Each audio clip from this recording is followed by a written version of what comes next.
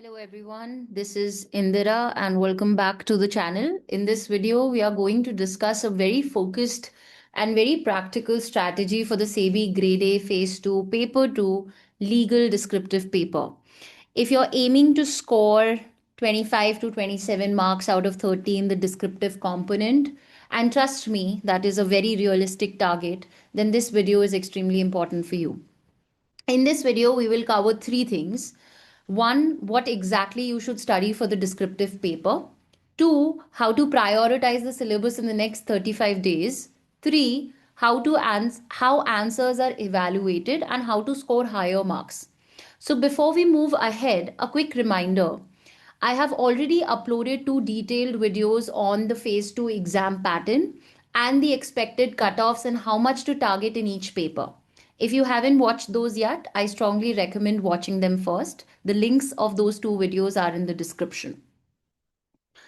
Now, if I were to talk about the syllabus, now let's start with the most important clarification. The syllabus for the objective paper and the descriptive paper is the same. There is no separate descriptive syllabus. So broadly, the syllabus include criminal laws, Bharatiya Nyay Sanhita, Bharatiya Nagrik Suraksha Sanhita, evidence law, Bharatiya Sakshya Adhiniyam. Under corporate laws, you have three laws: Companies Act of 2013, LLP Act, IBC, Part 1 and 2. Securities laws, there you have three important legislations: SCRA, SEBI Act, Depositories Act, and three regulations: PFUTP, SAST, and PIT regulations. Now, very important, you do not have to study anything beyond what is mentioned in the syllabus. If specific chapters and parts are mentioned, stick to them strictly. Right? Now, this is something you must understand very clearly. Last year, SEBI changed the descriptive paper pattern. Instead of giving multiple questions with internal choices, only three compulsory questions were asked with no choice at all. In earlier years, choices were provided. But based on last year's paper, my anticipation is that this year also there may be no choice of questions. If SEBI gives choices, great, but your preparation should be done assuming that there will be no choice. This means you cannot skip topics, you cannot over depend on favorites. Every part of the syllabus becomes important. Another two pertinent takeaways from last year's descriptive paper were that there were two questions out of three from the securities laws, one from SCRA and one from PIT regulations, right? Secondly, there was a question that was based on a landmark judgment, SEBI versus Rajat Gupta. The students fidgeted because they never heard of that case law and completely left the question. However, if one were to closely look at the question, it was not based on landmark judgment or your understanding of the landmark judgment. Rather, it was on the PIT regulation itself. They were asking on UPSI, connected person, and the ratio. So, even if you had not studied any landmark judgments, if you had a fair understanding of PIT regulations or you have studied PIT regulations, you would have answered the question. So remember, even if a case law based question comes, every such question boils down to your understanding and application of the BEAR Acts. Now let's talk strategy. Your number one priority should be your securities law.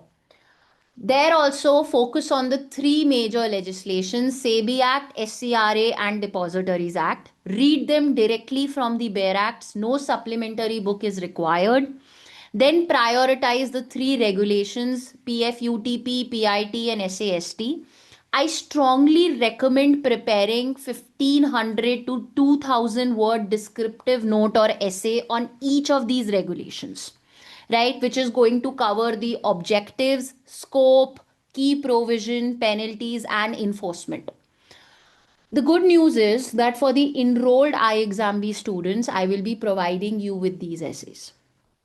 Right? This is going to be extremely helpful in covering these legislations in 1500 to 200 words summarily, that is going to be extremely helpful for your descriptive answer writing, as well as for your objective exams or objective questions that are going to be based on these regulations.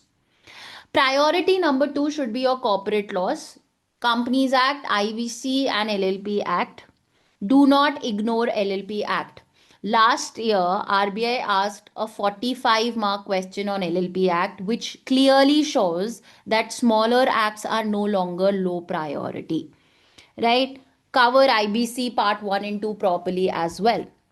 Then your next priority should be criminal laws. Just because these are put in priority number 3 does not make it, does not make it less sort of less frequently asked questions or less frequently asked legislations. In fact, last year there was a question from BNS, right? So the idea for putting this in the third priority was that again these criminal laws are more or less covered by the students, while they are preparing for various competitive exams, and they are not very technical. So even a bare reading of the Bare Act will make you understand what the law has to say on XYZ position, right? There is a very high probability of questions from the changes introduced by these new laws. So I strongly advise writing again 1,000 or a 1,500 word comparative essay on each of these legislations, highlighting what has changed, what has been repealed, what is newly added or modified. Many good law firm articles are available online for this purpose. This can be assessed by a simple Google search.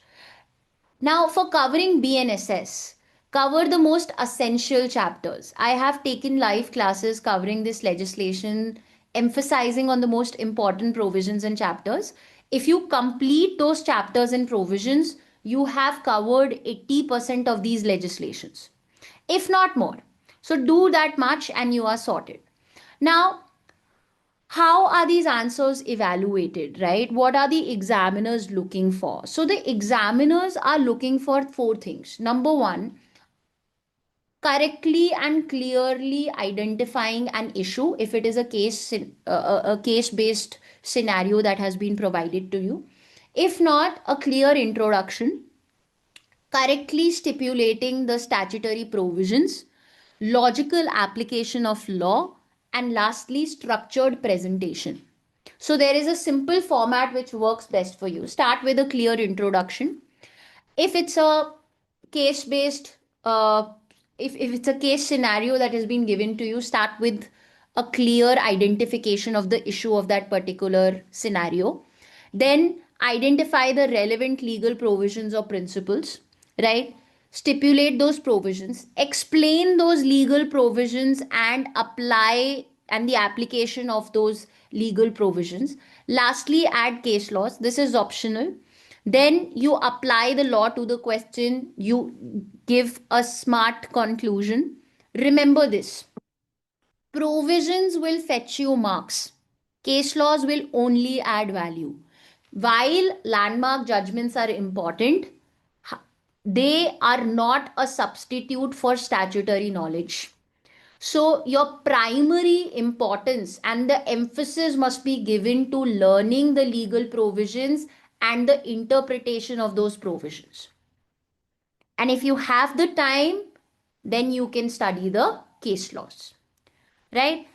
Another important thing is whenever you're writing answers, write it in paragraph format, use headings and subheadings to make the answer more illegible to read. And lastly, which is very important, is practicing mock tests. The more practice, the more answer writing you will practice, the better you will get at structuring your answers, right? So this is imperative to get good marks in your descriptive component.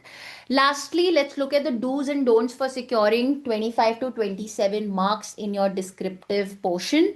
The do's are you have to revise your bare acts repeatedly so that you remember the exact provisions and what the law has to say on XYZ position. Write structured and concise answers. Cover the entire syllabus, assuming that there is no choice. Practice answer writing, like I just told you. And do not skip smaller acts. Do not overload answers with case laws. Like I told you, 90% of your marks come from bare acts. The remaining 10% comes from your presentation of the answer and case laws. Do not write vague and generic introductions. Stick to the bare acts. Do not go beyond the syllabus. Stick to your syllabus. Right? At iExamB, apart from all the various other resources that we provide and the regular classes, we also provide you what we call descriptive notes or descriptive questions, right? Here, the notes are in form of Q&A, question and answer format. So, focusing on how to write answers and what examiners expect. Another important thing is that we recently added a list of case law summary files for every legislation in phase 2 syllabus, covering top landmark judgments which are explained in a crisp and simplified manner. So these resources are designed specifically for descriptive answer writing, not rote learning. A quick update before we close. Our new SEBI Grade A Phase 2 legal online batch is starting from 15th of January. All registration links are available in the description below. If you want to prepare faster and with the help of live classes which are taking place from 15th of January, we will be starting with the security laws moving forward and corporate laws as well. The criminal laws and companies act are already covered and the detailed classes are provided in the recorded format. You can always go back and revise it from there. And we are also going to hold descriptive revision drills on these criminal laws, evidence law, as well as corporate laws. So I'm looking forward to see you all after enrolling. So to conclude, scoring 25 to 27 marks in the descriptive paper is not about brilliance. It's about clarity, coverage, and consistency. Prepare assuming that you have no choice. Stick strictly to the syllabus. Revise your bare acts religiously. And that's it. If you found this video helpful, do like, share, and subscribe. All the best for your preparation, and I'll see you in the next one. Thanks.